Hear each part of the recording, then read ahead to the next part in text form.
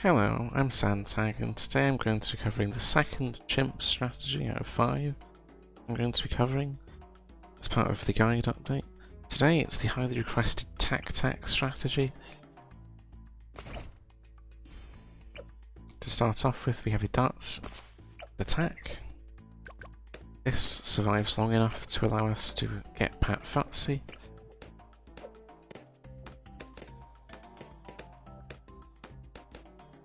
From there we're going to be upgrading our first tack shooter.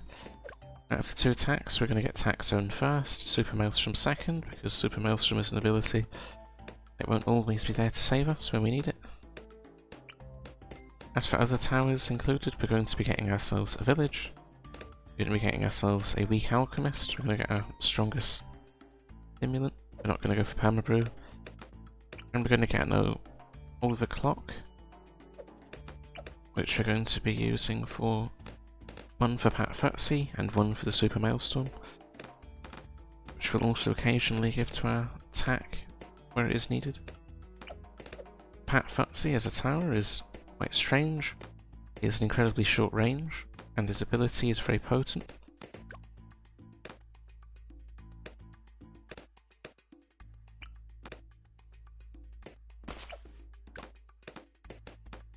As for what we're going to do with his ability, the goal of his ability is to provide a strong buff to nearby towers. This is great for with Tack Zone, because each tack now pops a lot more layers of balloons.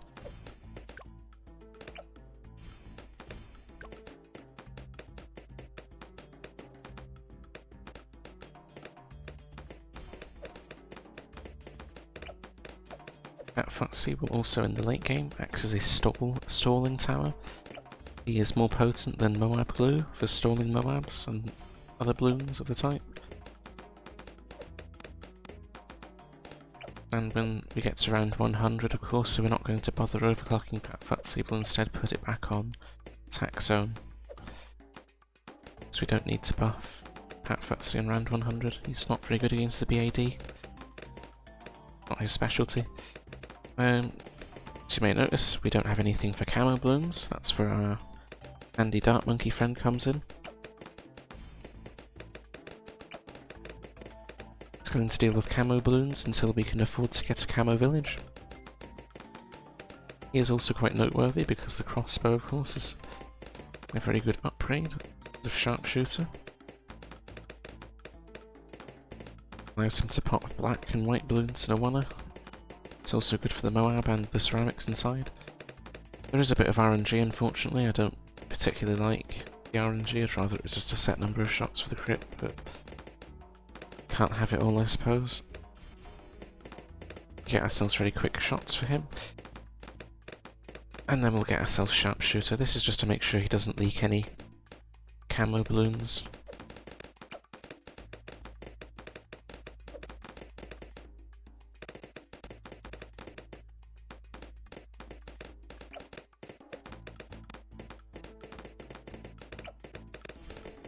There we go. Sharpshooter is generally quite a strong upgrade for the early game. Late game it's not particularly amazing, but the crits are quite valuable. His main issue is that when you get to super ceramics, his crit doesn't one-shot them. But for a tower that only costs about 3 grand, it's not bad. Next on our list is Overdrive for the Moab on round 40.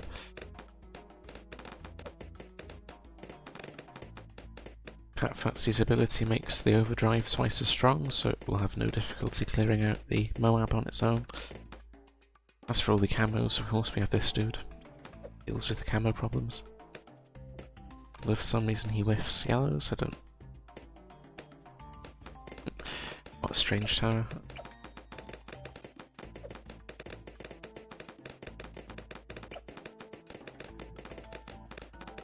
There we go, got our overdrive. We're not going to go for Alk straight away. While the Alk is useful, it makes Pat Futsy's stun stronger, so he makes him hit quicker. And the village buffs everything we have just now. And we're going to need camo detection for the overdrive.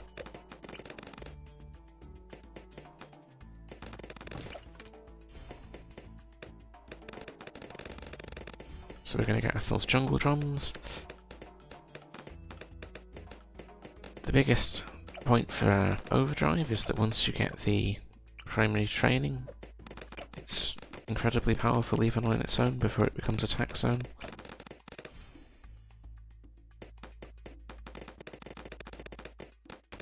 It also gives our little dart monkey a bit more of a buff. Makes him relevant for longer.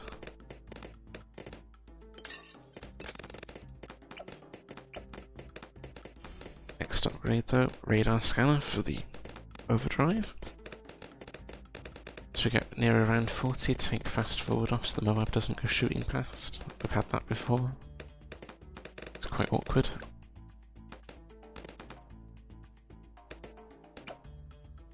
And then futsy is going to be annoying, but we're going to use the ability to pop the Moab with the overdrive. The main reason it works so effectively is the attack that we have here, the overdrive. It shoots out lots of tacks. I think this is 16, although the game is being annoying and not showing me upgrades. But each tack will hit the Moab when it's over the top of the tack shooter, and futsy makes it deal double damage.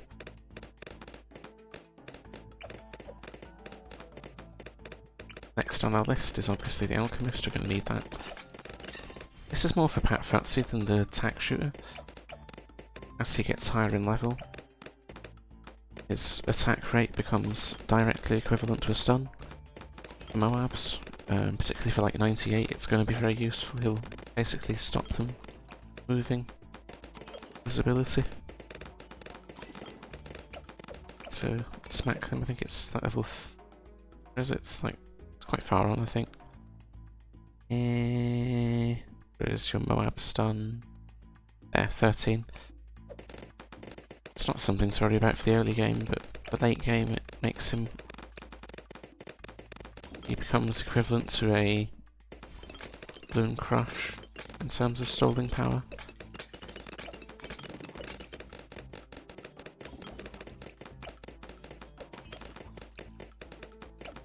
So now we've got our Alk. The next thing we also need to think about is the other tack shooter, the malestorm. Ironically for this map there aren't actually very many good spots for it. One of them would be down here, but then futsy doesn't quite have the range to get over there. So I'm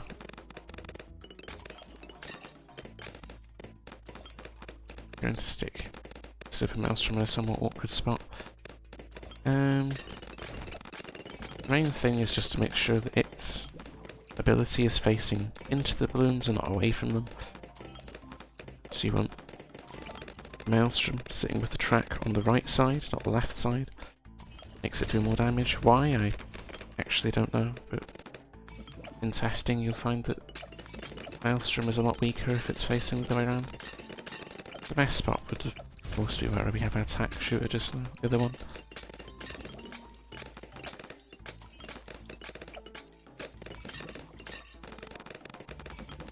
What I'm going to do is stick a second alchemist down just now.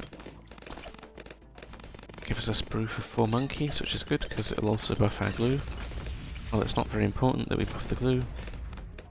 It just gives it more pierce, so, and attack speed, so I suppose it works. As for the specific glue we're going to be getting, we're going to be going for the lovely Glowstorm. Glowstorm, like futsy, is very good when combined with tack shooters, or particularly ninjas as well, and Master Ninja. The Glowstorm provides a very heavy slow for super ceramics, and it adds 1 damage from all attacks to anything that's glued by it. It makes super ceramics very weak, and it makes Moabs even weaker, which is great. As for the Super Maelstrom interaction, it makes its ability twice as strong, which is good because they cost actually the exact same amount of money. Well, we're going to get Glowstorm first. Glowstorm deals with all of the heavy balloon rounds, such as 63 and 76 on its own, it doesn't actually need any other towers. Which is what makes it very useful.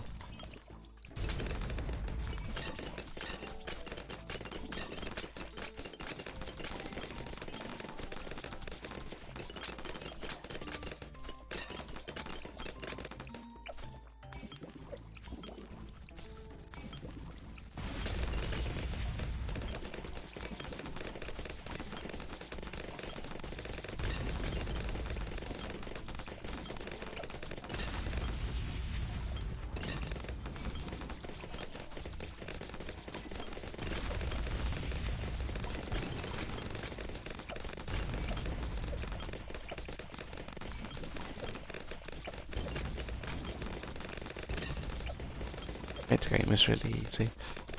63 is the only slightly awkward round because we don't actually have any of our 5th tiers yet.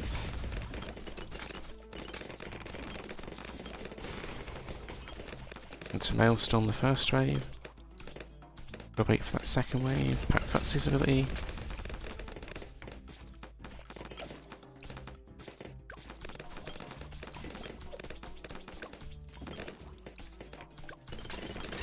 Third wave, more Malestorm. And we're done. Blue Storm is a very nice upgrade, I'm going to get it straight away. It doubles the strength of my overdrive, the Malestorm. Makes the other towers slightly better. Main purpose of it though is the stall. She's very good at doing. The ability glue will override the regular glue as well, it's better. Which is generally the idea for glue. Stronger glue overwrites weaker glue.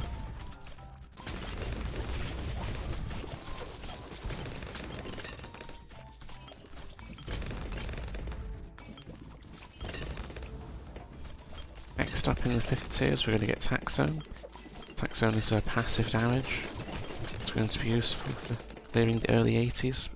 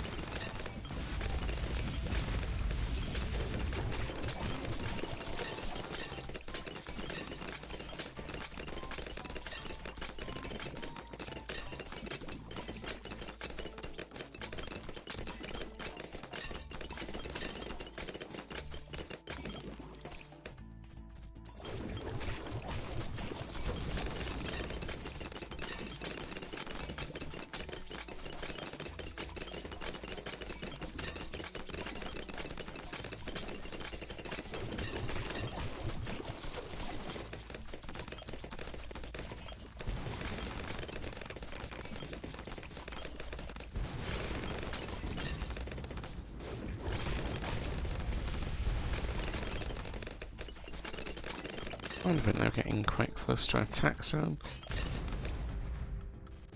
This is going to make it very easy for us to get through the early 80s. That's what we're going to do once we have both our attacks. Everything benefits from a good overclock. The Maelstrom will be getting overclocked, and so will the towers.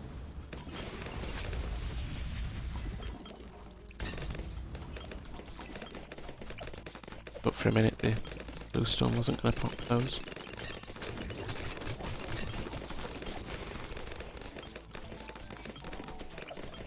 There we go, Tack Zone.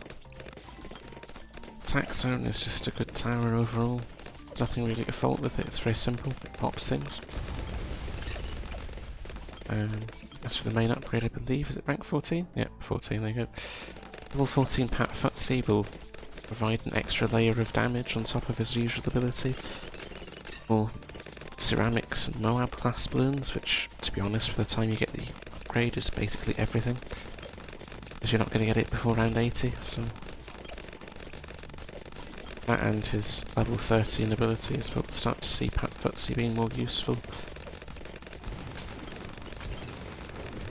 Because now he isn't doing very much, but once he gets that upgrade he'll be very useful for Moabs.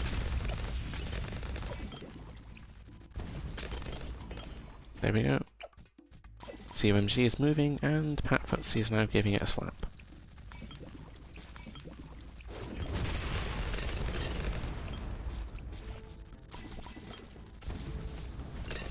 And now we're at the 80s, where Pat Futsy is at his prime. He is now a very useful monkey. But as you notice, the balloons are still moving, and that's something we don't want. So we're going to get ourselves overclock. And the most interesting thing with overclock is when you give it to Pat Futsy, Moabs move really, really slowly. This is the effect of Pat Futsy. He's just a great stall overall. Nothing really to fault with him. His buff that he's about to get with the next level is incredibly powerful. Next upgrade I'm going to get Super Maelstrom. Since we have camo detection from this village here, the Super Maelstrom should be able to pop DDTs and other things of the like. Also adds a lot of damage to bigger Moab class balloons. There is a temptation, of course, because we have water on this map. You could, instead of getting the second tack, go for a first strike instead. It would be just as useful.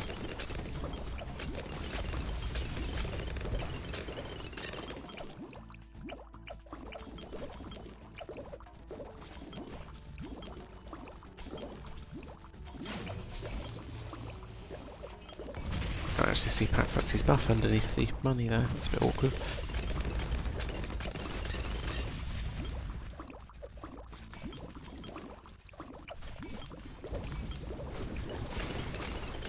This Super Maelstrom in this strategy isn't quite as strong as it is with Blade Dancer because it's got less layers of damage potentially than it would from getting the permanent brew, which also gives it a rate of fire bonus, but for the most part it's pretty good still.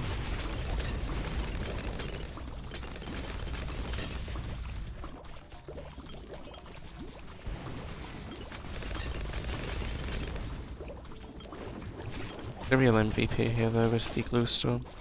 It's providing the attack shooter with double damage permanently.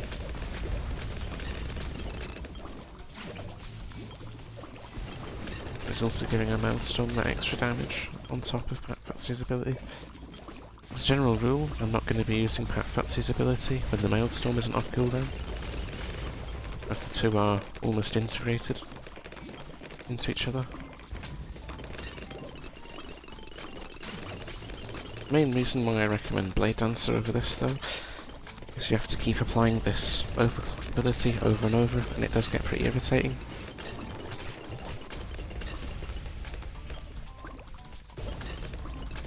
Because if you misclick onto one of the other towers it can become very dangerous. As for our next upgrade, we're going to get yet another overclock. This one is going to be split over the Super Maelstrom, which makes its ability crazy.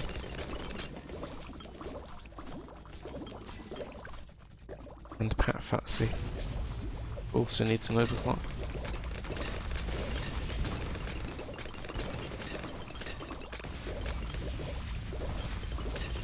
It would be tempting to get a third overclock, just to make sure everyone is getting buffed.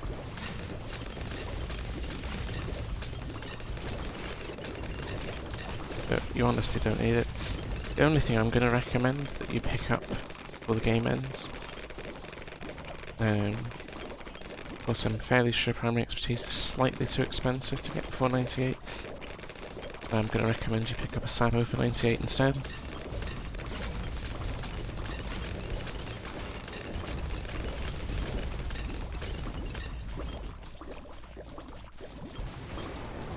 Sabo just makes Pat Futsy's stalling even more efficient.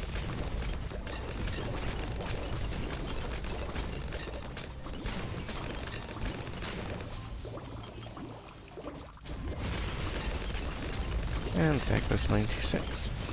97 is probably the easiest round going. It's literally just 0 MGs. There's nothing scary here.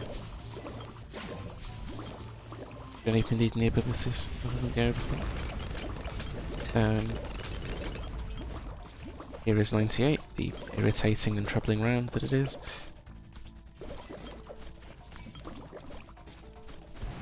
Pat Futsy reduces it to crawl. We glue it, we cyber it. Make sure those abilities are applied. Before our glue's ability runs out, we're going to use a malestorm to clear away most of the round. End of the round, get our expertise. The expertise I'm going to set on strong. It's to deal with those DDTs. I'm out on 99.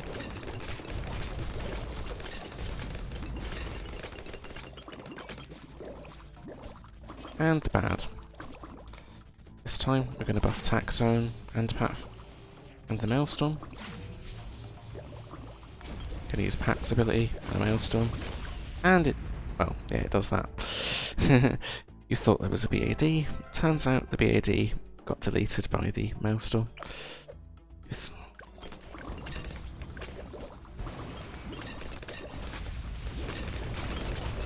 And there you have it, TackTack. A little less user-friendly than some of the others because you have to keep applying the overclock ability. Oh, round 101 in chimps is such a meme.